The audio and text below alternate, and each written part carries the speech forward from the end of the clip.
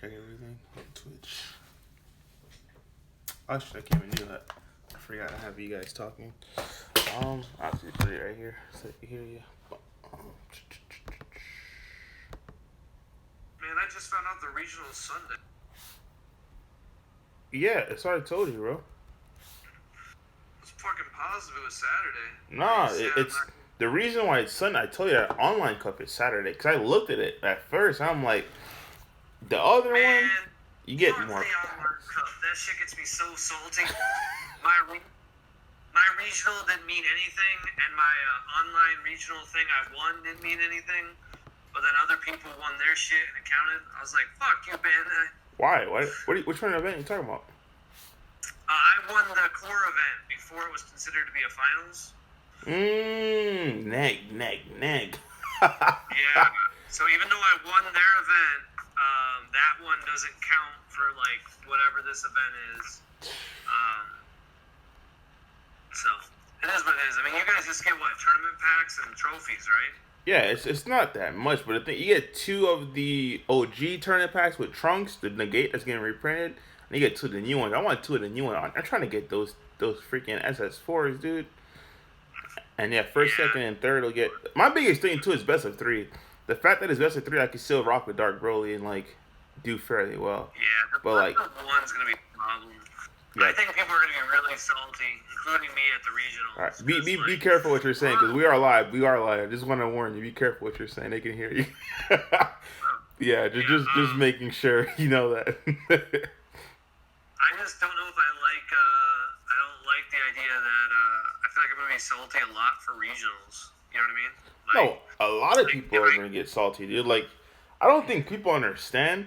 Best of 1, it's a whole nother beast. Yeah, people just tend to Is there your video on? Can I just not see him? Nah, yeah, it's on. Let me see. It's all good. I don't need to see video. Let me see. I'm not sure 'cause I have it both on my phone so they can hear you, and I have my computer on. But real quick, let me give an introduction because these guys are listening to me. They're like, Eddie, you don't need no more SS4 bars. Yes, I do. Those Bardocks are insane. I think those Bardocks are the only reason why I honestly steal games with Dark Broly. I'm not gonna lie to you.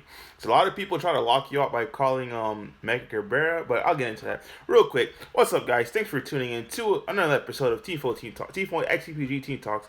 Tonight I have I always tell them this. I think there are, when you think of red in this game, I think there are 3 players you think of instantly when you think of red.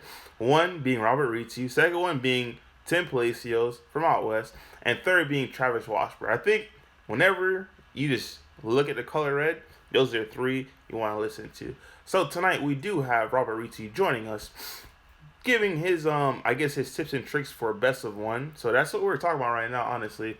I was mentioning it today too in the actual team chat, our Facebook group messenger, that best of 1, it's a whole nother beast in itself. Like, I honestly don't think people understand it's not just aggro decks, because I'm saying right now, the best of 1 deck in this game is Invoker. No, besides Mega Frieza, no deck outside of Mega Frieza has a main deck answer, and Gogeta Zeno, but Gogeta Zeno could get floodgated out. No deck that cannot get floodgated out has a main deck answer to Invoker besides Mecha, dude. Because like those decks who can just wear Invoker down also suffer to floodgate cards such as Gogeta Zeno. Like, you don't really get to pop off how you want to because you're very susceptible to violent rays.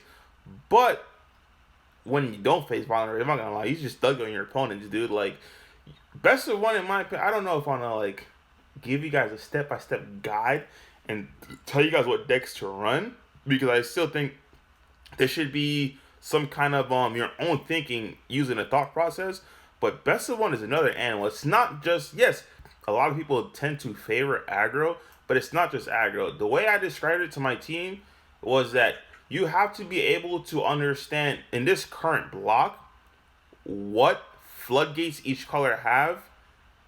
So what can you do to stop your opponent from playing while still playing your strategy and taking away your opponent's resources? If you're able to successfully find that out for best of 1, you'll be very, very well off. And the perfect example I give is Invoker, because it doesn't matter what deck you're playing outside of Mecha Frieza, that they just have an answer to what you're trying to do because they'll stop you from what you're trying to do, which is obviously take them from 8 to 0, and on their end just burn you from whatever it is to 0. Like that's something that's really really strong. I don't think players really value Wait, that. So go ahead, Robert. Go ahead. you didn't finish the intros. You have your third member on the team here. We got Jose jumping in. Oh, Jose jumped in. Oh snap! What's up, Yeah. Jose? Oh yeah, Jose is in here.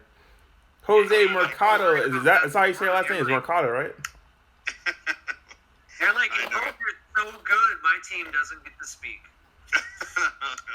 No. I'm shy. Nah, y'all No, good. Go. I don't think. I just think the problem with best of one is what you just said. So I'm not going to reiterate all that. Decks like Invoker and stuff. I don't think they're going to win the event unless it's Legends, because it's that skill caliber, or the other guy who was at the event for Invitation. I can't remember his name. Really nice My boy guy. Sublet. My boy's going to Pound Town. Yeah. He's a cool guy.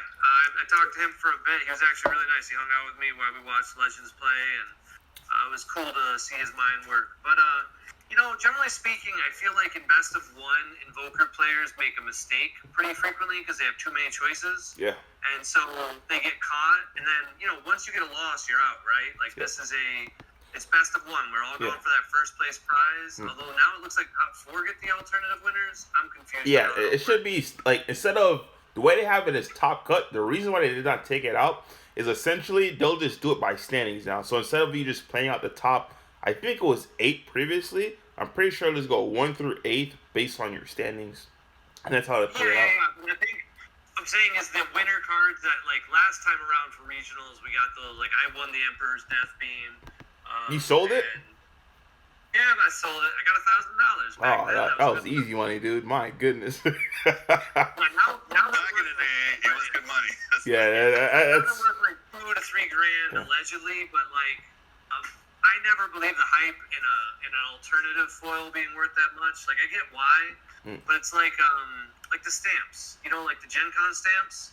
People are buying those for $1,000 right now because they're considered to be limited print runs. facts. And although I kind of get that, that's the exact same cost as a first edition Dark Charizard. Like when you think about rarity and how many years stuff's been out, like the fact that they're the same price to me worries me about Dragon Ball, but whole other problem. Whole different IP. Drives people crazy. Yeah, but going to what yes, you're sir. saying, it will be top. I'm looking at it right now. So top 4, it says finals. I guess they'll get the nationals round 1 bye, along with the new winter cards and a set of, it should be set 12 that just came out. Yeah, a set 12. So it'll be first, second, third, and fourth. Yeah, so I'm curious to see about that. Just talking about the pricing. I want to know 2 things from Bandai that they haven't said yet. So, in Magic, you can get up to 3 buys. I don't think they'll stack.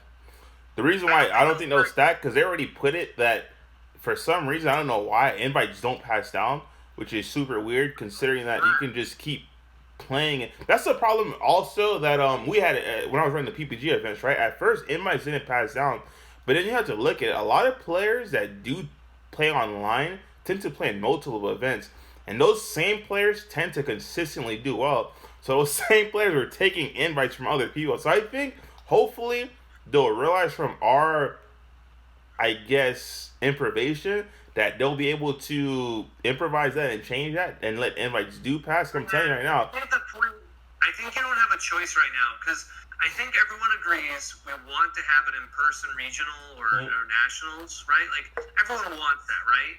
And there's only one way to do that, and that's to put 128 people max, maybe 200 people in a building, and no one else is allowed in the building. Like we can't have a 500-person nationals even with a vaccine. Like we're just not there yet. You know what I mean? So I feel like this is a smart way where if they have the option, I bet you Bandai is going to be like, hey, only 100 people are invited. You guys can come to the event. We're going to have a nationals for just 200.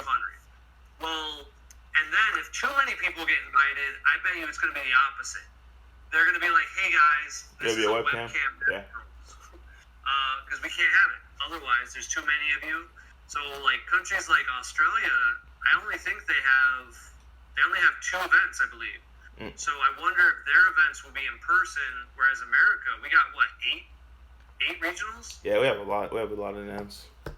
So the question is, will there be 2 separate regionals plus the previous pass downs from last year? Because if you got an invite That's last right. year, That's right. We do have invites from last year. I forgot. I have mine. I got mine from Vegas. Yeah. Oh, snap! A So lot of here- people have theirs from last year. I Yeah. have another question too, because like I have a bye from winning a regional, and so does whoever won Vegas. I don't even know who won Vegas. I apologize. I'm a terrible person. I think it was a Reboot Gohan player or one Vegas, if I'm not mistaken. Yes, it was. But the question is, because we were supposed to get a 1-round bye to nationals. Does our 1-round bye from nationals transfer? Or It do I should have to win transfer. another If it doesn't, I would argue that with them. I'm like, listen, I earned it. It's not my fault the season got canceled because they're still honoring 1-round buys for this season. You see what I'm saying? So I don't know why yours would transfer over. That's something I would really bring there to their attention because, Yeah, it's I kind mean, of rough.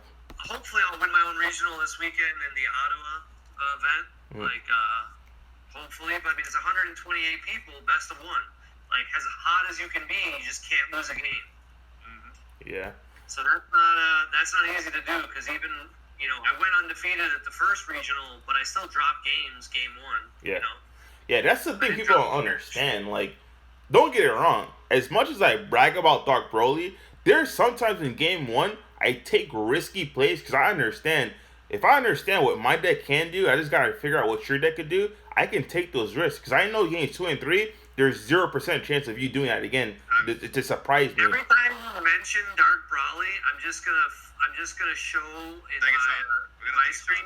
I'm just gonna show the violent rays. I'm dead.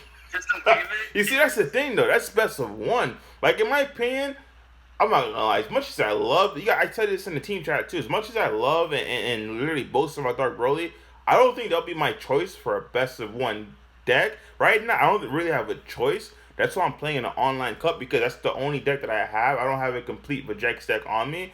But there's certain tiers to best of 1, right? And when I say there's certain tiers to best of 1, this is where the topic is going to get into tonight.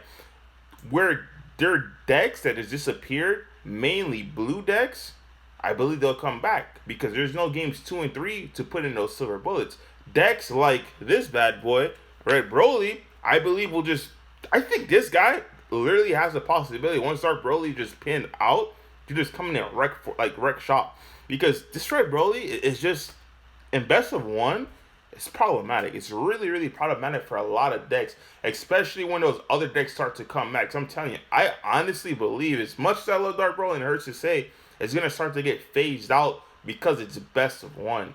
Because now you're going to have to dilute your main deck to pretty much compensate for Violent Rays, Unisons that stop, a bunch of stuff that literally can stop your deck, but I personally didn't care about. Because I'm like, okay, cool, cute.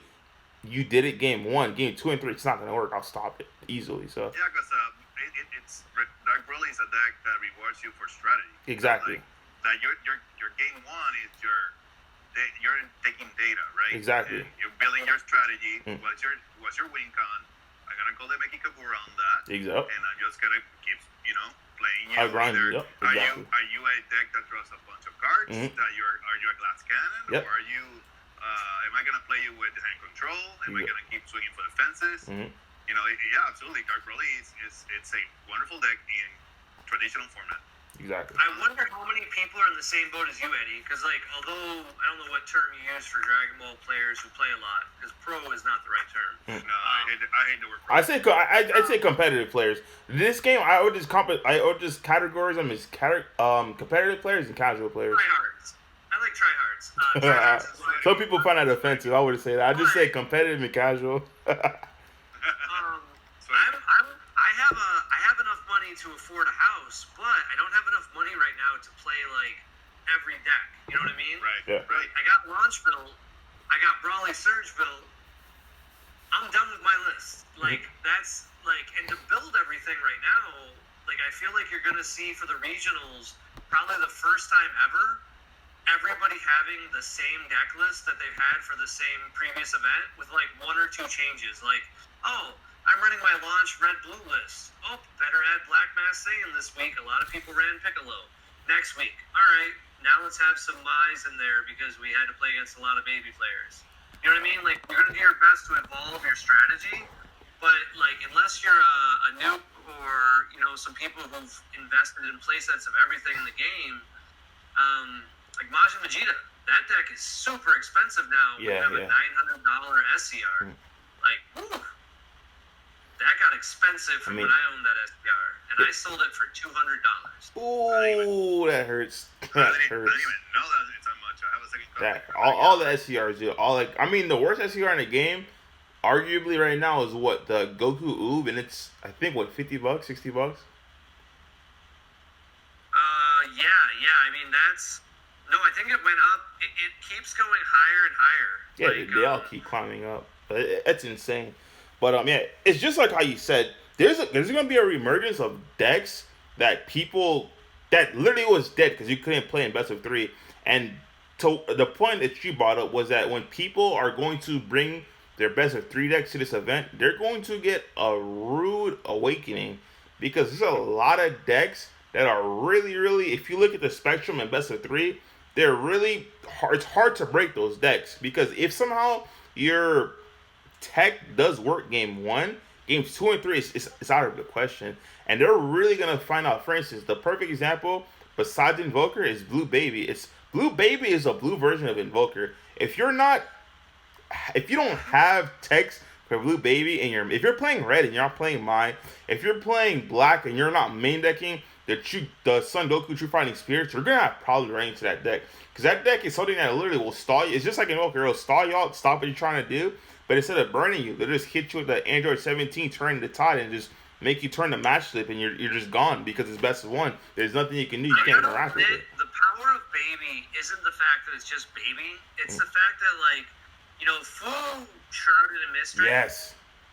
It needs to flex because that's definitely going to be in any of my lists I run. Like, even if I were to run Red Brawly, I agree. Like, you just need to have one in your deck, and it's ironic because full Shrouded in Mystery versus Invoker, best card ever. You purposely stay at high life. On your turn 4, you do nothing generally because if you want to make sure that if they're afraid of attacking into with their 5-drop, they might just sit back. You don't want to take damage to die to burn. If you can drop full versus them, like, it shuts down so much. It's annoying that obviously I think they can steal it because it's not less than 35k if you have it in your opening hand. So you have to draw it after they've discarded it, which makes it even harder to plan for.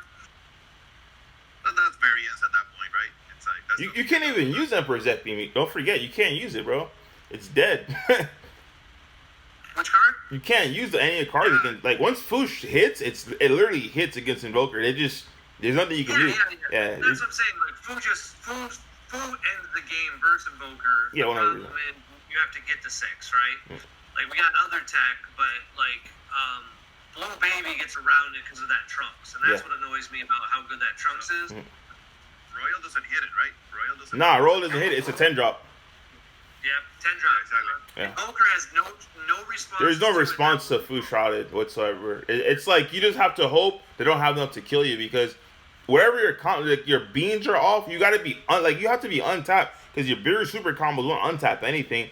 They'll give you a 10k combo, but it's not doing anything. It's just a 10k combo at that time and point. And on their turn, they still can't do anything because it's to the end of your opponent's turn. I believe the Fu Shrouded is stated. But that's a really, really good point. But the thing about Blue Baby, too, while we're on the topic of Blue Baby, is they have access to both foods, which is a scary thought about it. Because they have the power, just like Invoker, to control you. And realistically speaking, you don't know which one they're running. Some people are running both. Some people are running just one. Like, you don't know which one it is. And you don't want to be playing, for instance, like me, right? I'm playing Dark Broly, and then you're finding out on turn 4 after you tapped out, or you have one energy open, they're playing freaking Fuda Banisher, and it's like, well, damn, that's 3 attacks, and, like, my hand is burnt, dude. Like, there's nothing I can, like, that's not the time you want to find that out. And the fact that it's only have one game to make a split-second decision about that, it's best of 1. I believe it was a mistake. I understand. I don't understand where you're trying to come from. But like, I don't think we need to go that far. It's online events different. It's just different in comparison. Like, because if you do best 2 out of 3, Like, I bubbled out of so many of those events because my opponent just wouldn't play quickly. And I get why. Like, we were having good matches. But, like, if you sit there, that's, like, my biggest pet peeve. If you sit there with, like, a 3-minute, like, trying to find out your energy, yeah, you can track it, and you do your best, you have a watch, all those things you always say. But, like, in 15 minutes of best of one, there's no issues, you know? Like, we can definitely finish our game, and we're going to have a clear winner at the end of it, right? There's no draws, to my knowledge. I think I would imagine we're doing highest life totals wins. I doubt it. No. It'll just be a draw too. Like that. But the thing about wait. In best of one, there is no draw. Yeah, there is. The only time there's no draws in Top Cut. Top Cut is the only time there's no draws. Exactly. That's what I'm saying. Best of one, in my opinion, is a mistake because a lot of people are going to try to play controlled decks, and if they, for some reason, for instance, right, if you're playing Hatchak and you know you're going against blue or you're going against something like you can't win, you will also not lose because you'll just. I'm not promoting slow play, but you will prolong the game to where time is called, and you know they can't kill you on the crackback, so it'll just be a draw. That's why I don't know. Best of 3, you can't really do that because best of 3, if you have the knowledge and understanding, say, hey, I can't beat my opponent this game, you can automatically scoop it up and go to game 2 and try to force the game 3. Worst case scenario is a tie, but as a control player, that's why like when some players in our team chat were talking about the Sing Shinron earlier. I'm like, I don't think that's a right play because what's going to happen is if you're playing a controller like that takes time to start to establish, you're going to really cause problems for yourself because if you're in an unwinnable situation, the best thing you can do is really prolong the game and stall your opponent. But the way it is, your opponent's not going to, if your opponent actually knows what's going on and there's no way for you to win and they really have an option to win, it's going to become a he said, she said where, hey, this guy's taking too long to do this. They can't really do nothing. X, Y. It's gonna be really problematic. I think you're also missing, like, when you talk about the Dark Brawling and stuff, you know, like, every deck has a best of one utility. Like, black has petrification. Is that all you got? Or after images and red. You know, yellow has Nimbus. Blue has Trunks, and I don't know what. Green has Dormant, of course. Green has Dormant and Bigger More. Yeah, they're getting even more, and it'll be crazy with Set 13. But what's cool about it is, like, I was playing games to test for this event, and a lot of times I wanted to go for it. And had it been best 2 out of 3, I had a Piccolo in play, and I was already, like, a 40K, and I'm like, do I want to go all in here? And I normally would, because it's best 2 out of 3. So you can kind of be a little bit riskier. Right. And then I'd be like, all right, no, I'm not going to go information. for it. And get information that way when you go for game. Yeah. That's exactly what I said earlier, yeah. The guy I was testing with, he just drops the ape on me. He awakens his leader, which he hadn't awakened because there's no point. Like, I was just attacking him a bunch. And he was at 2 life. He awakened his leader, untapped me 1 energy, and blew up my Piccolo. And he's like, how'd you know I had it? I'm like, how'd I know? I just couldn't risk it. Like, I wasn't going to die to a 2-drop, you know? Like, right. Yeah. But yeah, crazy. Yeah. So one thing I wanted to build on that, Robert. I think yeah, I agree exactly what you're saying.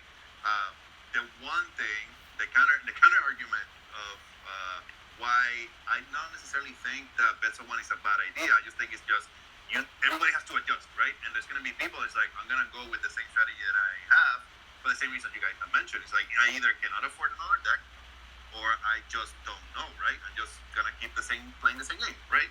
But I think there's merit on best of one in the sense of like the element of surprise, right? You can play something extremely janky that nobody knows what it does, and like, hey, surprise, you lost.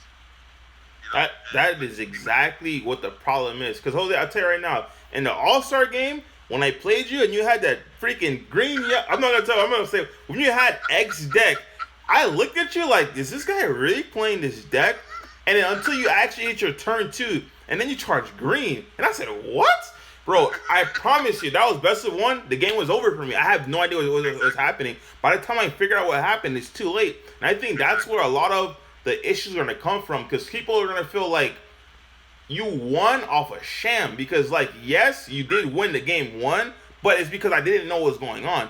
So, like, I do hear what you're saying, whereas the person who comes up with, like, the most teched out stuff ever, does have the advantage, because if you're able to make a deck that just says, hey, I'm gonna beat you doing this, and all it takes is one game, because all I do have to do is one game, because it's best of one. That's all I need. It's good and it's bad. It's good in a sense. It's gonna make creativity just skyrocket, right? But it's bad because 100% in a best of 3 scenario that won't happen again. You won't win game 2 and 3, but like in best of 1, if I were to play you just best of 1, you'd have won that game.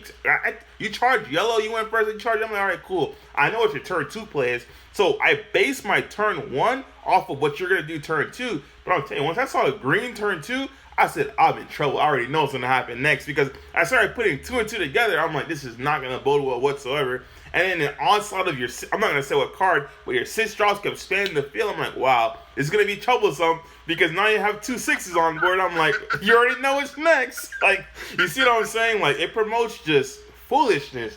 But it's good, like I said, because you see the creativity of players. But I'm telling you, a lot of players are not going to bode well off of that. Like, so let me change what I was trying to say. What I'm trying to say is that it's from a fun standpoint, it's great. Yeah. Now, from a 100%. For a competitive it's horrible. Standpoint, it's horrible. Yeah. Yeah.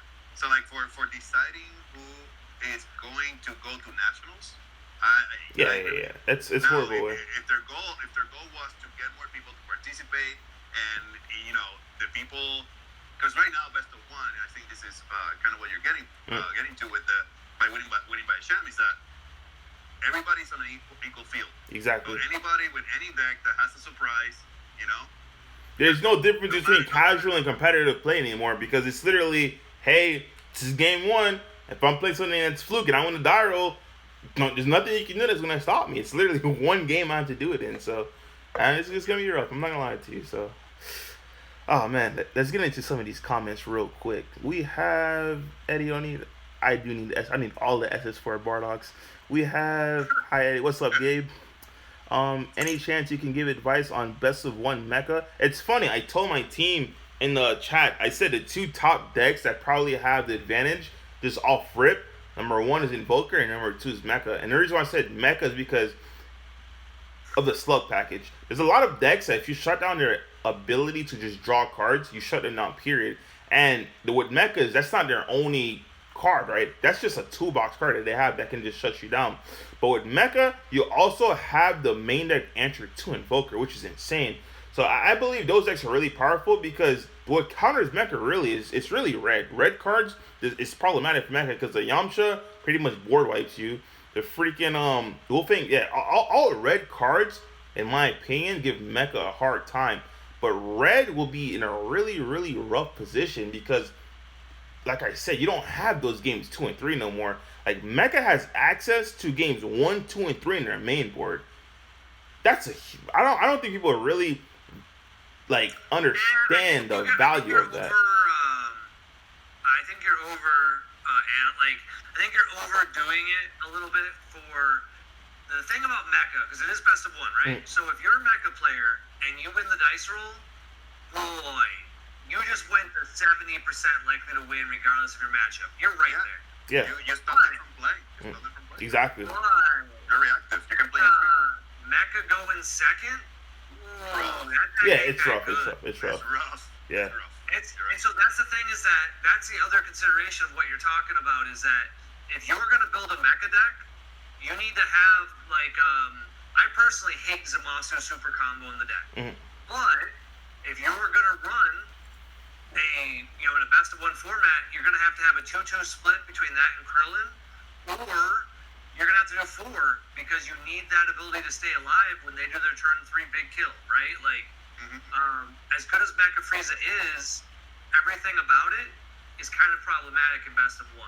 Like, when you take your life, like I was just talking to a friend who is going to play Brawly, and I was Red Brawly? Yeah, Red Brawler. Yeah, it's not a bad choice in my opinion. Yeah.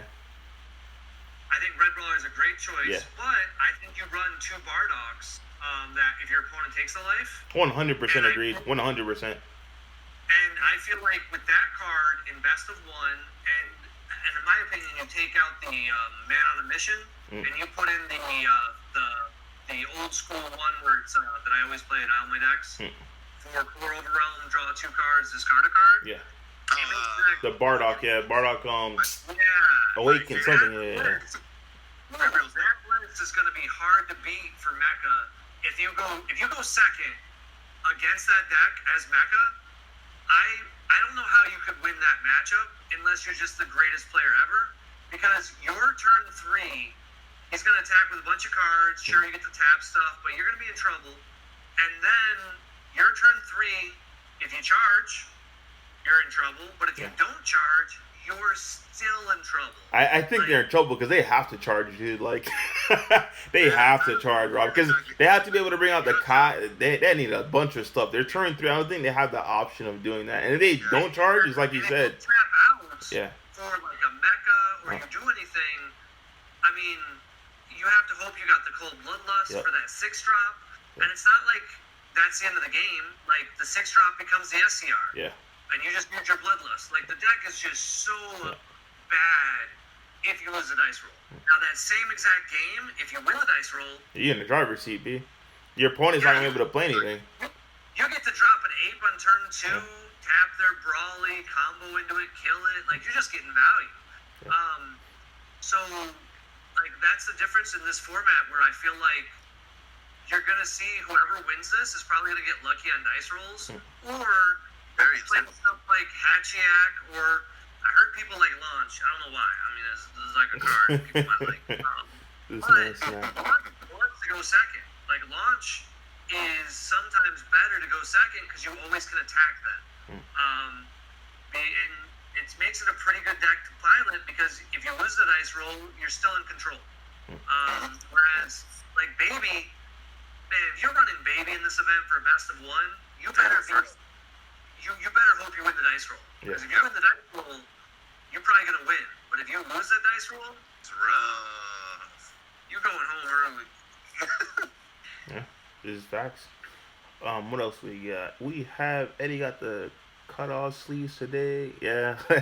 But Invoker is not an easy deck to pilot. All right, Gabe, to go on your thing, right, where Invoker is not an easy deck to pilot, yes. But you have to realize the learning curve you take for a best of 1, it's a lot. It's more manageable than it is for best of 3, right? The example I'm going to give you is look at the finals for the Invitationals, Legends versus Rios. No matter what Rios did, his game 1, he did not have an answer to Invoker. Now, imagine this on a large-scale player base where a lot of your game 1s, it doesn't matter if the pilot is good or not. The pilot is somewhat average. Like I said, I don't like using that term. I only use it specifically for Invoker because at the time, a lot of players were just dotting Invoker. I'm like, you guys are crazy. Like, dude, if Ajax is not, I was literally saying this for the longest. I was like, if Ajax is not in the field, Invoker should win. And those events where if Ajax was not in the field and Invoker didn't win, I said those pilots just weren't competent with the deck. That's specifically why I said that. So I don't really like using the term pilots because you can say that about any deck, really. I think that's like a coward's way out to any argument. It's the pilot, like, realistic. It's any... That's the way it goes for card games. But the point I want to touch on is that as an Invoker player, if you understand just the basic fundamentals of the deck, there's a lot of decks that just don't have a main board out to you. There are not that many red... I don't think there's any red deck, probably besides Robbie's Launch. I don't want to put that out there. That can run a specific card that literally counters Invoker. You see what I'm saying? Like, a lot of those decks don't have it. We're gonna talk about my list until Saturday. Yeah, that's what I'm saying. I don't want to put your text out there, but a lot of decks don't have a main tech. That's it. That's the biggest thing. Over here, spitting secrets a few weeks earlier. Let's change the topic. Let's talk about the weather. I'm dead. Yeah, but I heard it's raining Invoker playing. Yeah, I'm dead. But Gabe, yeah, that's the thing. Like, don't think Invoker is by any means, forms, and shape is not manageable by someone. Like, you have a week still. What's today? Wednesday. You have 2 days to get those fundamentals down. Once you get the fundamentals down, it's not that hard, especially in the format we're in, to understand that, hey, half these decks will shut off a violent raise. The other half, you have to understand what card shuts them down. It's not that hard to negate and then burn them. Or you're not going to win by victory, right? Apex. But it's not that hard to win, like, negate and then burn. It's really, really simple, especially in the current format we're in. So I wouldn't really put Invoker out like that. The next question says, got to put in the time to do it. Yeah, man. Like I said, that's all referring to the Invoker. It's not. It's a different conversation when it comes to best of one. Eggman won. Eggman did not win Vegas, my friend. I believe he went undefeated in Swiss, but top cut he did not because the finals in Vegas was Reboot Gohan versus Majin Buu. So 100%, I know for a fact he did not win Vegas.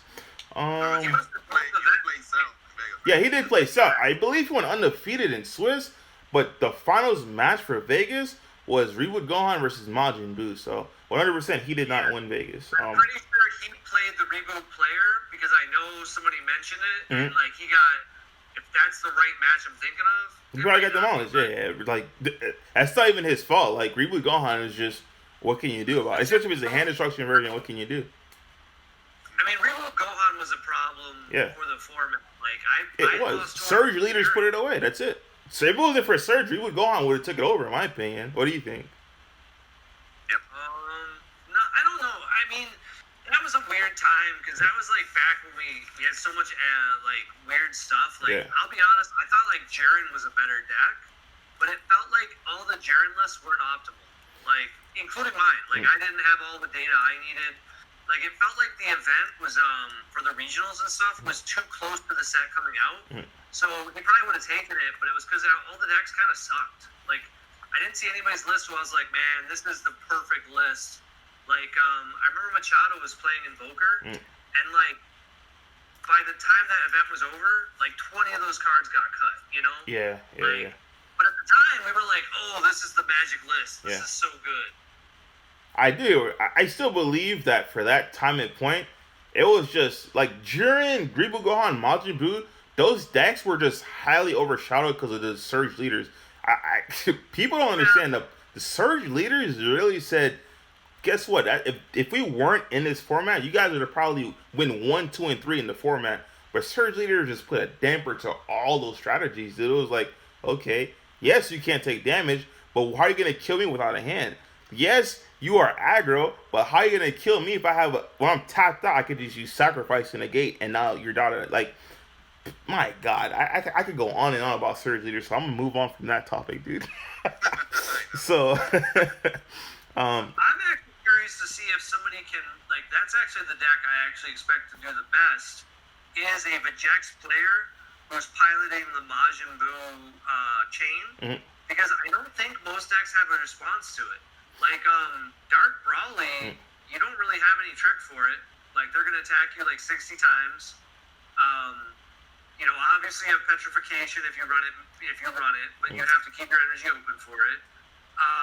And they get their 5 cards back, so they have the defense.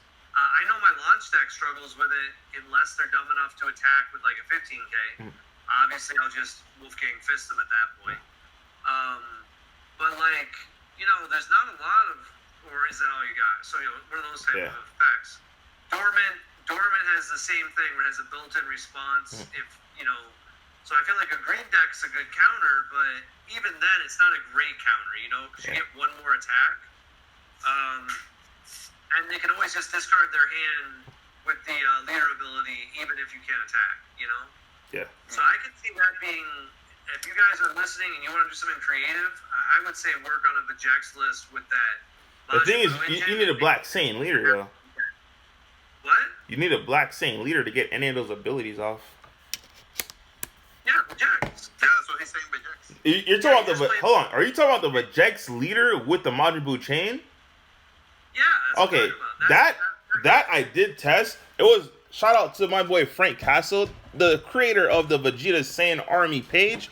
1 second, I am plugging in my laptop before it dies. But I did test that on his suggestion, and I found out the hard way. At the time, Red was very popular. This was before Violent Rays, and you instantly lost a topo. When I say you instantly lost a topo, your turn was literally over, because there was no, even with Splinter Mine and everything, there was no I'm going to attack through topo, because you had to have no hand in order to play that deck. And another thing I found was with having no hand, every single time you ripped the top card of your deck, regardless of whatever it was, it had to be charged. Like, it was so neg, dude. Like, I wanted to cry, and I just moved on from that deck, bro. That the thought behind it was perfect until you actually played it. Like, you understand, at the time it was Bibbidi Super combo, so it really didn't matter, because I'm like, Okay, cool. As long as I have one Bibbidi and drop, I could just tap 2 energy for food and grab the Bibbidi back. But dude, you literally have to have nothing in hand before the negates even go off. And now that we have Violent Rays and Topos are back in the meta, like, dude, that is not something I would recommend anybody pick up right now because you will be highly disappointed. Highly disappointed. You know, by the way, that the Topo reprint, although it's a different art, is has the exact same number. There's no difference for TCG if you buy a Topo parallel foil, and you clearly mean the one from the original draft box, which is worth more money. If they send you one from the expansion set, because it has the exact same number and is a parallel foil, You can't do anything about it. Because it's the same card. It's the same price? No, well, No. there is no price for Topo for the other version. Oh yeah, that is right. There is none. There's only the one. That's freaking hilarious, dude. And somebody and how do I know that? You might be saying, well, Rob, that's not true. That just sounds like something someone would tell you. That happened to you. That's true. That's 100% true. If you're looking at my video, that is a fake parallel foil from the expansion that I got crushed on when I paid for it. And I was like, that's not it. And they were like, That's savage, bro. and they were like, look at your number. DB1, Yeah, it's the same exact number. It's the same exact everything. It's just yeah. I was literally like, all right, you're going on my block list. Like, I am never buying from you again. Like, That's and it was a notable store. Like, the guy who did it, I feel like he was just being a jerk. Cause, that is savage. But yeah, I was pretty salty. That So is that savage. way you know what somebody's ordering. You know? That is savage. So the next comment we have is Hatchak Gang here. Yeah, one thing I'll tell you about Hatchak, Sync Shinron, and all that good stuff, you have to have a win con that you can pull off before 30 minutes is up, right? The thing about Hatchak is players can still attempt to play around it, and if they understand that, hey, you could only do X, they can turn the tide around on you and then beat you. Decks like Blue Baby, it's hard to play against a floodgate that says every time you attack, you have to warp an energy. So that literally ends your turn. It's hard to say play around Gohan when your hand size is already low. It's floodgates like that is what matters. So yes, with Blue Baby, it is risky, like Robbie said earlier. But once you're able to salvage those floodgates, it effectively shuts your opponent down. So if you're able to play decks that'll prolong the game, but you will not effectively end your opponent's turn, you think something like a Topo's going to end their turn, but you're going against Dark Broly and just pitch their hand anyway because they're like, I'm 30k, what are you going to do?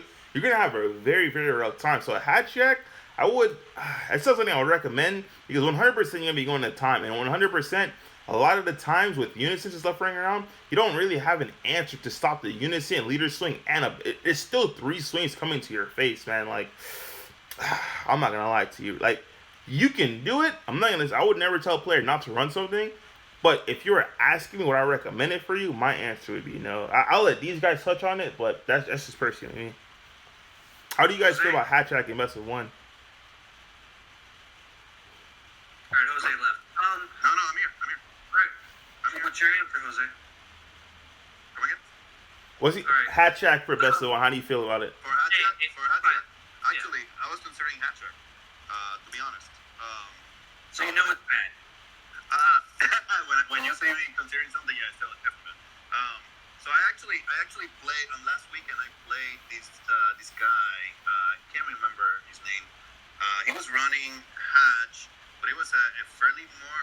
It was like Hatch playing a bunch of counters, which is what it normally does, but then leveraging unisons to just generating more attacks, right? And basically playing 3 champas and whatnot, which I found really interesting. So the reason I was considering Hatch is just the fact, it's a competitive event. It's best of one, so everybody's just gonna focus on killing you on turn 2, killing you on turn 3.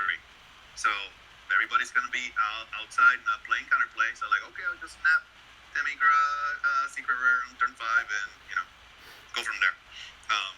But the version I wanted to play was also playing the new Demigra, which I don't have. It was using the Toa Unison, which is 20k. The Piccolo Unison, which is 15k. It gets bigger and bigger, but I don't have those cards, so that's the main reason why I won't play it. But if when you put a unison in play, you're creating this snowball effect, right? And when you're playing hatch, it's so hard to make the decision. It's like, do I waste my single attack into an unison, or do I swing at your leader anyways, right? So it just generates this. I like playing decks where I set up my opponent to make their mistake for me, right? So, long story short, I think hatch. There's a version of a hatch out there that it could be a good choice for the event. That's what I'm saying. I couldn't study it just because I don't have the cards for what I wanted to try. To be honest, so. I think you can run pretty much anything you want right now is the answer. When it comes to best of one, skill is obviously going to matter, right? Like, if you get outplayed, you don't have a chance to recover. But there's power in getting lucky. Like, I did not... Absolutely. Better look good. Last year, I kind of took off from the competitive scene. If you guys saw, like, I showed up for Tournament of Power, I showed up for the Invitational, and then we had COVID hit. I worried about fitness. I didn't spend $1 on cards for a while until I actually had, like, accrued some money in, like, November. So I was playing peel-off for a lot of these events, and I won, I think it was Core's event. I don't remember whose event it was. But I won one of the online events with peel-off, and my opponent in the finals was also peel-off.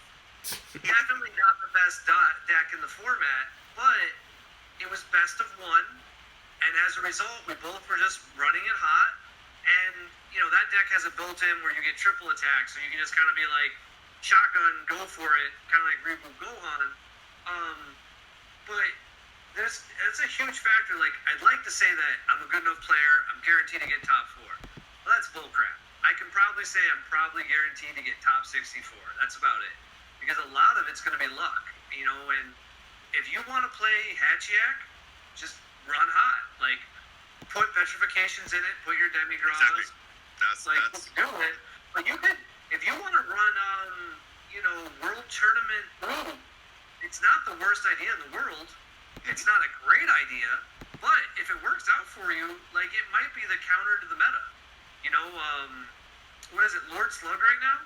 That's a rogue deck that probably will destroy the event, because who knows how to play against Lord Slug? I'm the only one that knows that because I had to play Scott Dashy at Invitationals, and that was my only tie, dude. That deck is literally, I think, so underrated. I don't think his deck was the most optimal. No. I don't mean the new Lord Slug. I mean Lord Slug. Destruction. Yeah. You talking the green slug? I mean, they're both green. We talking like the Take a Life crit slug? Is that, you know, or one of my friends. So counterintuitive. It's so counterintuitive. That guy always plays Lemon Lime, the green-yellow list that makes you gift card cards. Yeah. If that deck does really well in best of one, it can beat Invoker because it makes them discard their whole hand, has a bunch of critical. Like, it's silly. Like, it shouldn't win, right? Yeah. But the deck can just do it because all you gotta do is, it's kind of like the flipping the coin in Vegas thing. Have you ever seen those bets where they'll have you flip the proper coin 7 times in Vegas, and if you hit it right, it's like $15,000? It's pretty much impossible, and so you have to flip the coin and guess it right every single time, 7 times in a row. If you try doing it, you'll never hit it because the odds are just insane up there. Right. Well, it's a similar concept. Whoever wins this event isn't going to be like, no one's going to be like, Piccolo won, better be the best deck in the format. It's still a great deck in the format, but best, it'll just be like, oh, well, what was his matchups? Just like it was in the Invitational. Like, I played Zero, and I made Zero Dark Brawlies at the event, and I planned for Dark Brawly. I had a deck made to beat Dark Brawly. Zero. Exactly. That's what I was going. Is that the fact that the deck is not played enough, and you don't get experience with it. Now it's hovering towards the realm of being a gimmick deck, right? The Lord Slug I'm talking about. Yeah. It's like nobody knows it, so it's like, hey, surprise! Like, surprise, mother. Yeah, it's the game one. Yeah. But to answer and one more note I want to put on, I think his name's Chipotle for the Hat Chat game here. Because you have to understand, in best of one, you will see a reemergence of blue. And in my opinion, that's Hatchak's main struggle is the Trunks counterplay. You not having your threats stick, that's not your outside of your unison, it's gonna be a really, really huge problem for you. So that's that for the Hatchak. So the next one was I was thinking of instead of playing 4 Invoker as Legends does, maybe 2 Violent Rays and 2 Topos to be able to stop. Okay, so I could spout for this. 'Cause I think out of everyone who played in tournament, I played Legends the most. You 100% need 4 Violent Rays. If he played 3 Violent, just literally one less, you'd have lost. Like more times than we played. Like literally 4 Violent Rays. If you gotta think about it, right? Your Invoker leader, if played correctly, is a 20k base with Sensu Bean. Because it's 15k base on the Unawakened side, and it's 20k with Sensu Bean. So the only thing that stops Invoker and makes it a threat is if you're 20k or higher. Now what stops a 20k or higher? Violent Rays. That's the easiest, simplest way I could explain how important Violent Rays is for that deck, bro. Trust me. If he played 3, just 1 less Violent Rays, it would have been a lot easier to defeat him. I guarantee it to you. The fact that he had 1 for each and every single turn up until he hits me with the Rival Seeker, it's a problem, dude. Like, all I need is 1 turn. That's it. I just need 1 turn. I did not get 1 turn. Just 1 turn is all I need to go off. And yeah, Violent Ray says no. Next one is remember. Violent Rays. I would like to see something like that in the form of. I wish there was a way to deal with that with a built-in effect. Like I hope not. I mean, obviously, I really am grateful that they gave Red one of the best negates in the game. That is an OD card, dude. Oh. Yeah, but I feel like it would be cool if Dark Brawly got a card that says like, give one of your battle cards negative 15,000 power. Gets dual attack. Yeah. Like we get in there, coach. Oh, Robbie, you don't want to do that to me, bro. Robbie. Oh my God, I would tear people up. What? I could get under Violent Rays and I have dual attack now? Oh my God. Violent Rays turns off the whole deck. Yeah, it does. It does. I mean, what's cool about it now is, like, going into it, but that's kind of what we're talking about. This is best of 1. There's no sideboard. You can't bring in a bunch of 1-drops. Yes, sir. Like, that's facts. I really have no clue what I'm going to see, because when I've been trying to play my friends and test, like, everyone's just playing their best of 3 deck for best of 1. Like, no one's really taking this that seriously. Yeah. So I imagine someone out there is. But even I didn't take it that seriously for deck building. I just took my deck and made it better. But, like, I probably should have made something new. Like, best of 1 is its own thing. It is. So maybe a Hatchiak, maybe something clever like that. But, if they're doing draws, I don't want to play Hatchiak. I know that much. Yeah. Because Hatchiak, the reason why, I meant to say this and I completely forgot. The reason why I think Hatchiak is a safe play for some people is for people that just don't want to lose, but they don't care about winning anyways. Yep. They'll get a bunch of ties. You know what I mean? You're just going to get a bunch of draws and you can bubble, right? Yeah, you can bubble. You can. 3 ties, you bubble in. 2-3 ties, you bubble. So, if you're a player that don't like risk and you just want to not lose, definitely Hatch. If there's a version of Hatch, then it's going to make it. Yeah, that is true. Let's see. We have Card Game TV number 3, Dr. Euro. This man is in love with. I'll tell you, the day we have any Dr. Euro support, I'll probably invite you as a guest on this podcast. I ain't gonna lie to you, my guy. Coopzilla, is it a good play to play Black Mass Saiyan turn 1 against Mecha, or should I just leave the energy untapped with Modern Vegeta? If you're talking about the Black Mass Saiyan 1-drop, it's a risk you play, right? Because if they have a Giant Ball, you just negged it. You just negged hard, dude. Yeah, no, it's actually more than that too, because it's a bad play to play it. So I'm hoping that you're, when you think about it, just wait a turn, keep your energy open, because at best case scenario, they draw 2 cards with no 15k. They don't have to play the creature after. Yeah, they can exactly. Just draw 2. Like, it's not a requirement to play it. So all you're doing is letting them, you're not getting any value for it. And like you said, you're opening her up to the ball. Yeah. So, like, that's a bad choice. Yeah. But The good news is it's not going to be game breaking if you do it. You know what I mean? Like, it's not going to be game over at that point, but you're probably going to be pretty far behind. Like, generally speaking, if they leave one energy up, your best bet, unless you need to attack, I don't know what the Vegeta does besides, like, obviously ramping. I think he's talking about the Majin Vegeta, the green one, the aggro one, the double strike one. Man, if you're playing Majin Vegeta, you might as well just play roulette. Yeah, you play Majin Vegeta, dude. In my opinion, if you're going against Mecha, just give them their life so they can't turn those extra cards on. You see what I'm saying? Because like, if their life is in their hand, they can't play extra cards for free anymore. And if they do, they're helping you out. Because it's like, well, damn, you just took a life. It's more than that, though.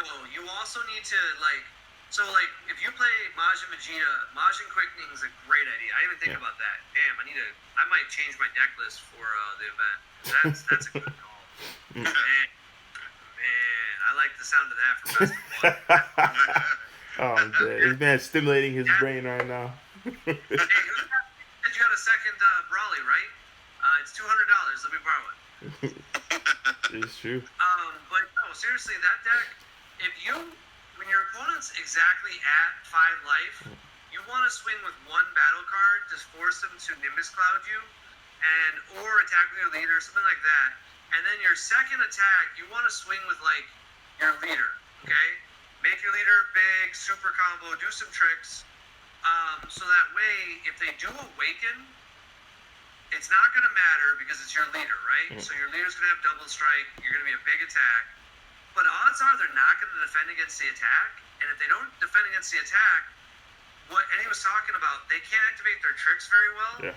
And then you can go right into the Majin Quickening effect if you're playing the roulette. And that's really good versus them because even if it just attacks and then it's just sitting there, when they go to attack your leader, they're going to have to discard too. Yeah. But now when it's your next turn, you can really just chill out. Like, obviously, you want to kill them on 2, so, Nimbus is kind of like a straight counter to your deck, which sucks. But it's not the end of the world. Yeah.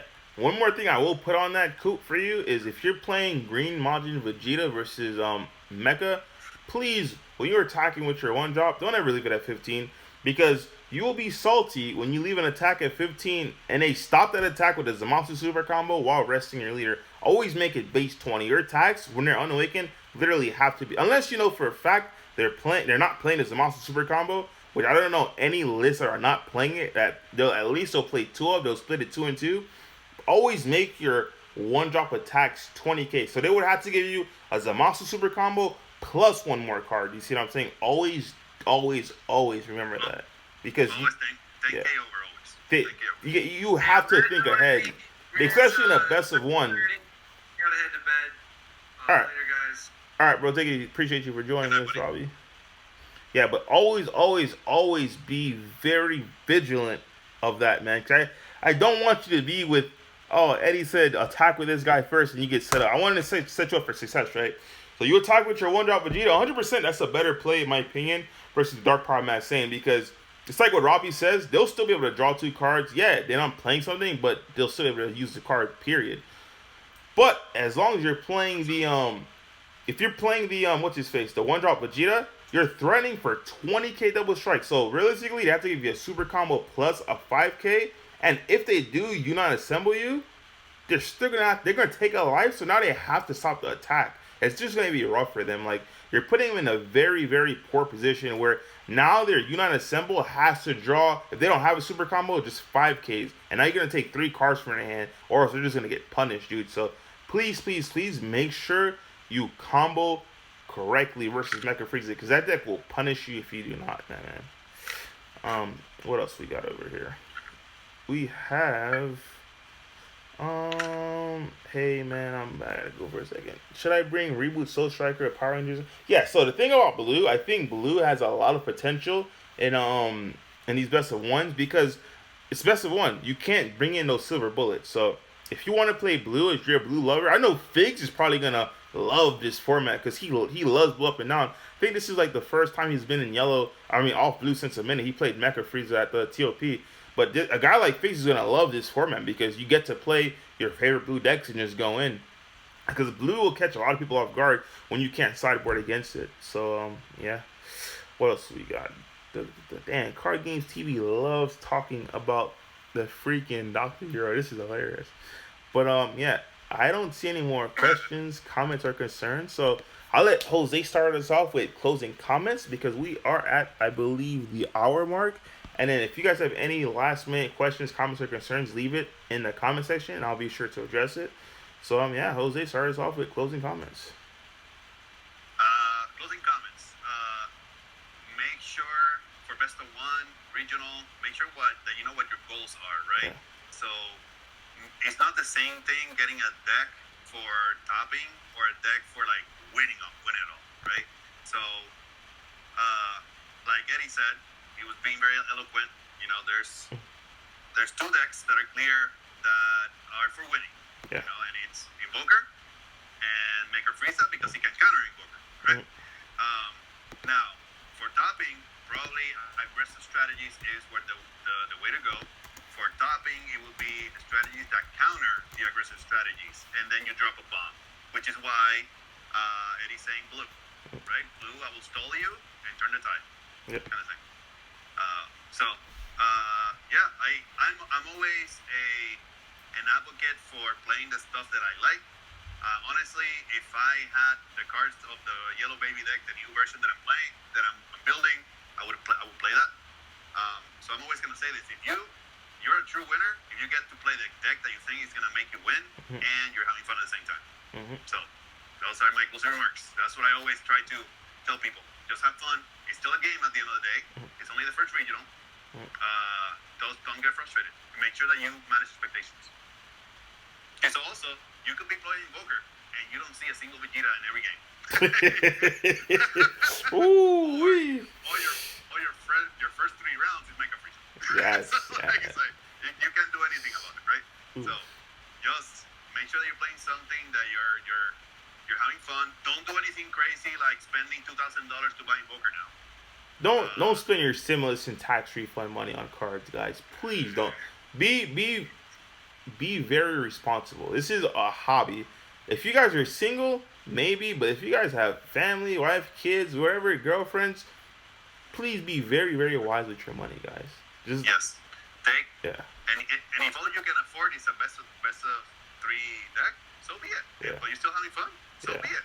But try to play, try to be more risky in terms of bringing more tech, more surprise. Yeah. So that you can have the edge in there. Yep. 100% agree. That's what I got. Yeah, so my closing comments are, like we said before, guys, best of 3 is a whole nother beast. It's not the same as best of 1 is a whole nother beast. It's not the same as best of 3, not even remotely close.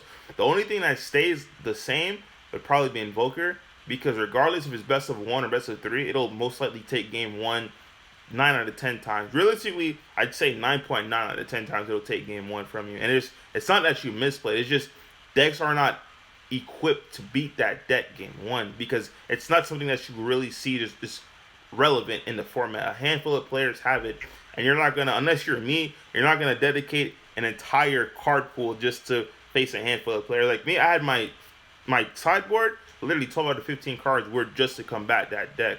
But like I said, this is best of 1, so 9 out of 10 times you'll lose to that deck game 1. That's just how it is. Mecha Frieza, understand that deck too. Yep, understand that deck too. It's not as easy as you think. It's not just counter everyone. Like, yes, you do react to your opponent's stuff, but you have to understand which card you want to use, which is going to be most efficient. Because you could use realistically any counterplay you want, right? But which one's going to be most efficient at the time and point of your game? Like, because you have Nimbus, do you want a Nimbus to stop 1 extra attack, or would you just rather take 3 attacks this turn and the next turn stop 5 attacks? It's little mindsets like that. Once you have the common knowledge and understanding of, okay, cool, I can do this, instead of stopping 3 attacks this turn or maybe 4 max, hey, check it out. If they miss sequence by attacking with a battle card first, or they attack with their leader first, I can Zamasu super combo and rest something else. It's stuff like that, like little microtransactions you have to have in your head in order to do very well with that deck, especially in the best of 1, because like I said, there's no sideboards. I think that's my closing statement. It was just pretty much preaching that best of one is not the same as best of three. I think there was two new comments. I'll answer because I was doing my best to answer you guys' question before I go.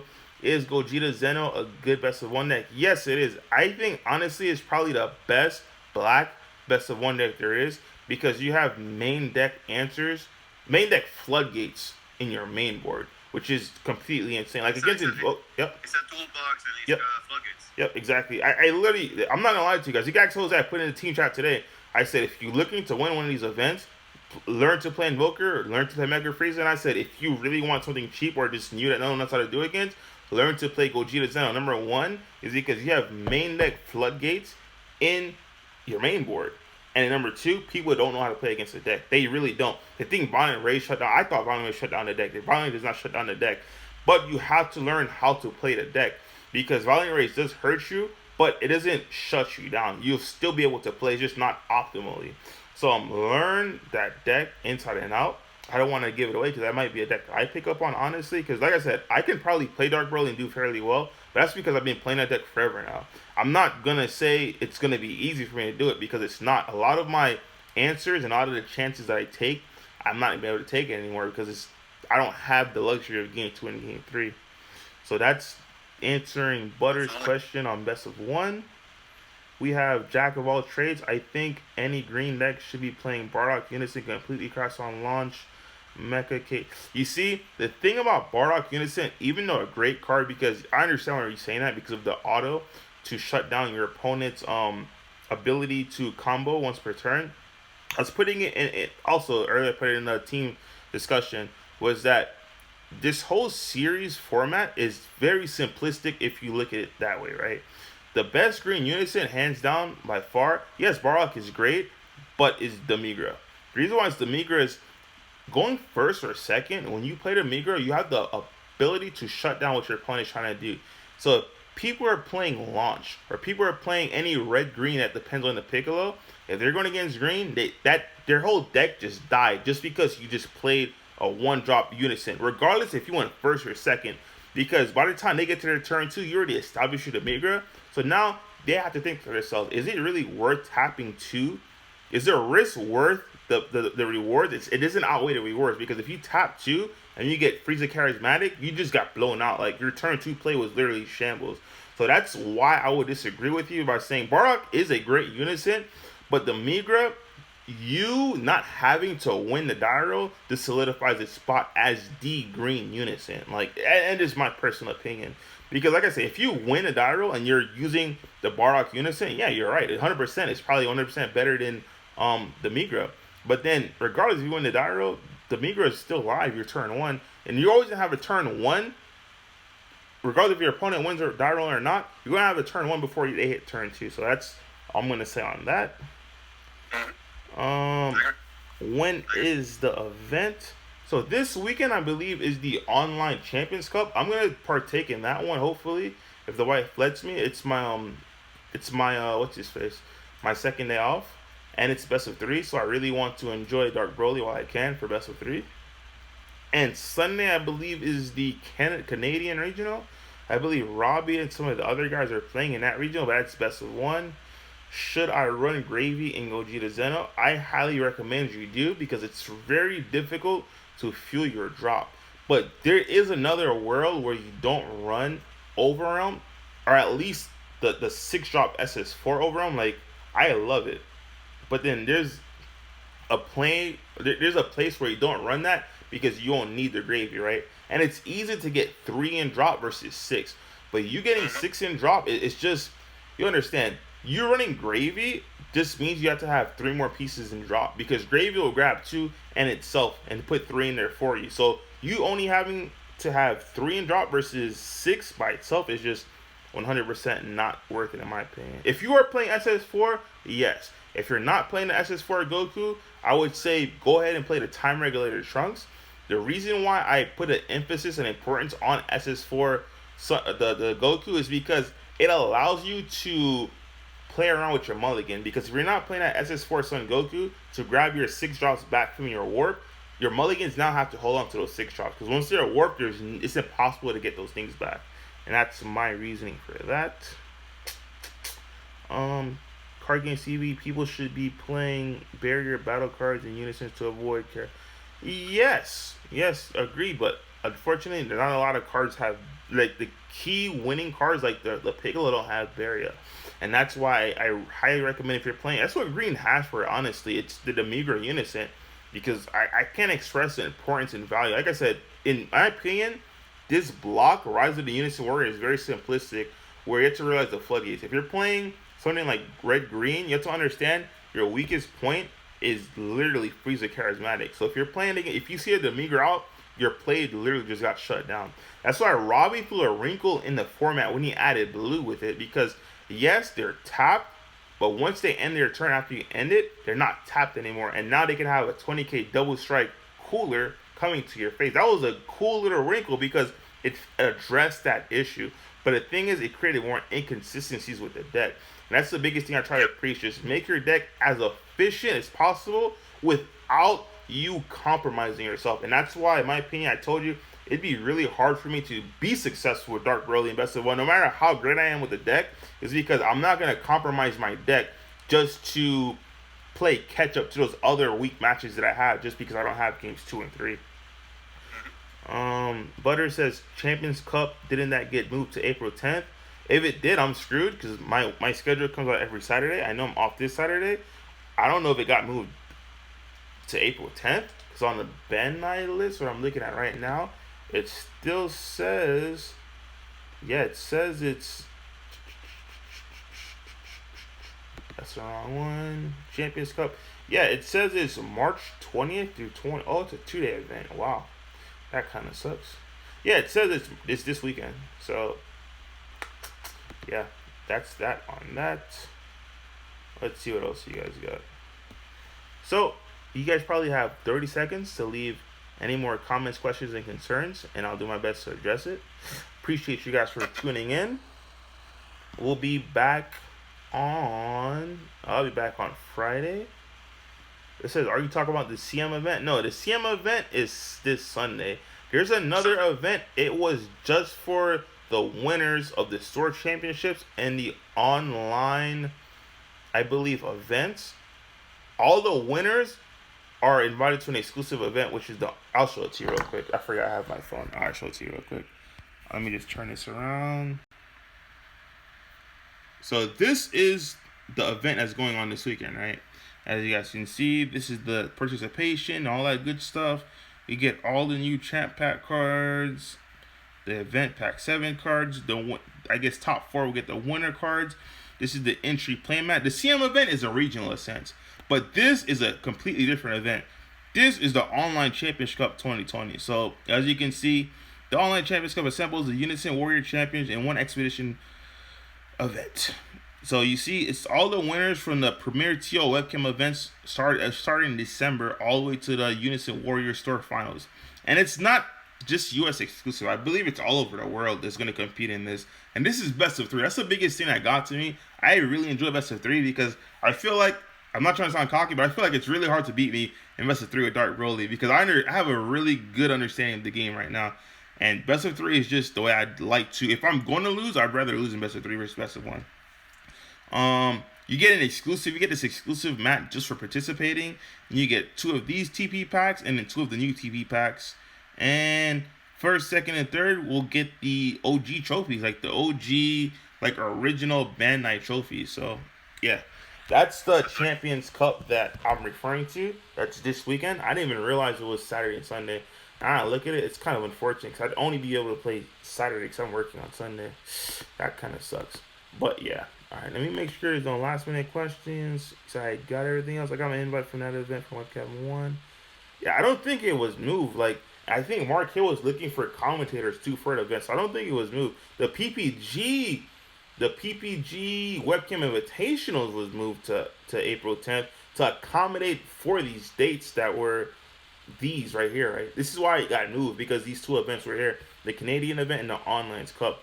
So the PPG event got moved, but not these events. If you're referring to the PPG Invitational webcam event, that was moved to April 10th. But these 2 Bandai events were not. Alright, so it looks like I got to everyone. Alright, guys, we appreciate you guys for tuning in. We'll see you guys again on Friday. I have one last question I'm gonna answer, and that's it. Trying to rebuild set 10 Vegeta. What are your thoughts on the Bardock blocker? You can evolve for energy. Great. Bardock blocker is a great blue utility card, especially in best of one. I don't know if you were here throughout the whole chat. I implore you to watch this on YouTube because I'm going to put it up and have it available for you tomorrow. But blue is an excellent, I guess, blue and this guy right here, Red Broly, are excellent cards that I would not be surprised if they came back in a format where they just dominate. Red Broly, it's hard to stop, especially with the reemergence of blue. The thing about blue is that you can't really compete with blue in best of three because you just get shut out to every. Blue is so good, and every some person's sideboard, there's silver bullets to combat that deck because blue will literally just destroy you if you don't respect it. The thing about it in best of one, you don't have the access to your sideboard. So if you want to play Vegeta, I think Vegeta's a very solid pick. I believe Reboot Soul Strikers are very solid. A lot of blue baby, honestly, in my opinion, is probably going to be the number one blue deck to play. I'm not counting Invokers because Invoker is not blue; it's hybrid color. But blue baby probably number one. Then Vegito because it's hard to interact with a Unison that says I'm going to bring you from 3 to 0. It's hard, bro. And you can't even get rid of the Unison because all your guys are blockers. And when you do get rid of the blocker, it untaps an energy, which makes your D-Magic live, and you don't have access to your silver bullets because it's best of one. You see how this thing just spirals and spirals and spirals? It's a mindset like that is once you understand the game, it's easy for you to make those picks. So to answer your question, long story short, blue would be a great pick. Just make sure you rehearse for Danny, the game. I want to remark something, right? What's up? Because some people will hear what you're saying about the silver bullets and like, hey, I can just put silver bullets into my deck. So I want to remark. Yeah. Best of one, you want to be as consistent as possible. Exactly. That's why Eddie is. I preach our efficiency, dude. You like, yeah. You don't have silver bullets. It's not like you cannot play them. Yeah. It's that you have to make the call. It's like, do I want to do my thing consistently? If your thing is Red Broly, right? You want to be able to explode on your turn 2. Yeah. Awaken on turn 2, you get your 5 drops and go for game, right? If you put silver bullets now your deck is less consistent. Exactly. So now your possibility of drawing the card that you needed to do your thing is less. It's less likely you're gonna see it. It's exactly how Jose says it. Like for me, I can literally put my side, like I could put Unisys, I could put all those great cards in Dark Broly and still play it. But honestly, I'm just throwing down my efficiency for the deck. Yes, the deck is still great, but it's not as efficient as it should be. And that's one thing I will not compromise. I'd rather just find a new deck. And that's why I tell you those 3 decks, Invoker / Blue Baby, because to me it's like the same deck. Mecha Frieza and Gogeta Zeno are decks that have floodgates and don't need their sideboard because their sideboard is incorporated into their main deck. So with that, that's what I was gonna say. Yep. Invoker just doesn't care. Exactly. They don't. None of them care. It's like, yep. All right. So with that, I answered all the questions. Appreciate all the love. We will see you guys on Friday.